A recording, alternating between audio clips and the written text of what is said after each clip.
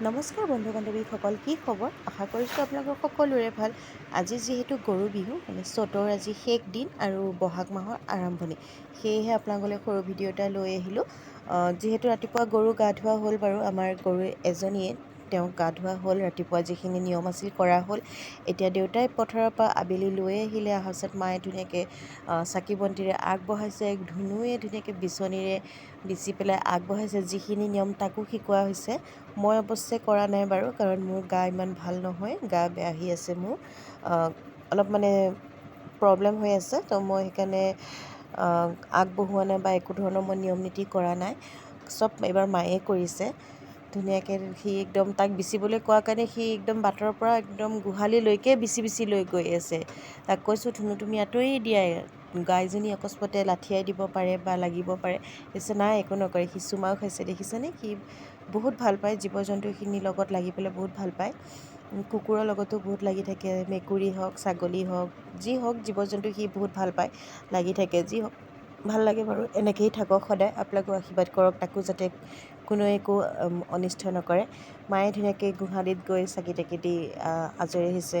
তাৰপাছত মায়ে 100 এবিধ শাক তুলিলে কি কৰা? দিনত। সি কৈ আছে, নালাগে দিয়া মই ভিডিঅ' কৰিম, মই নালাগে ভিডিঅ' কৰিম। নালাগে তুমি মই কৰিবলৈ। নিবিছো নাপায়। সি নামানেই, মাৰ লগতে সি দিনটো লাগি আছে। তাৰ মাজতো অকণমান ৰেষ্ট ল'লে বাৰু সি, দেউতাৰ লগত লাগিছে। কি আনিছা? যিহেতু আজি গৰু বিহু হয়, কি আনিছা ধুনু? যিখিনি মায়ে পিঠা আৰু বনাইছিলে, পকা মিঠৈ, তিল তেলপিঠা, পিঠা আৰু তিলপিঠা লাডু বনাইছিলে, সেয়া গোটেইখিনি ল'ৰাই দি দিয়া, ভিতৰৰ পৰা গৈ মাইনাক দি লৈ দিয়া। আহিছে। আহি গাইজনীক দিবলৈ যায়, কিন্তু গাইজনীয়ে যেতিয়া মুখখন মেলি খাবলৈ দিয়া আহে, একো নহয় দিয়া। সি আকৌ ভয়ো দেউতা আহা কৰে বাৰু। গছৰলে। তাৰপিছত দেউতাক এতিয়া মাতি দিয়ে, কাঁহীখনৰ সৈতে দি দেউতাই দিয়া। ধৰি ধুনীয়াকৈ কাঁহীখনত দি দিয়ে। গাইজনীয়ে খায় ধুনীয়াকৈ। সি মানে ইমান বুজি পোৱা হোৱা নাই বাৰু, গৰু বিহু কিনো, কেনেকুৱা কি হয় সি বুজি পোৱা নাই, মাত্ৰ খাব দিব লাগে যে সেইটো বুজি পাইছে।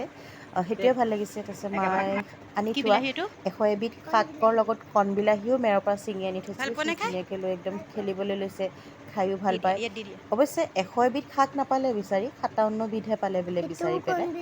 তাকে আজি খাম আৰু। আপোনালোকে কি কি শাক তুলিছে ক'ব বাৰু দেই। শাক 100 এবিধ শাক। 100 বিধ শাক।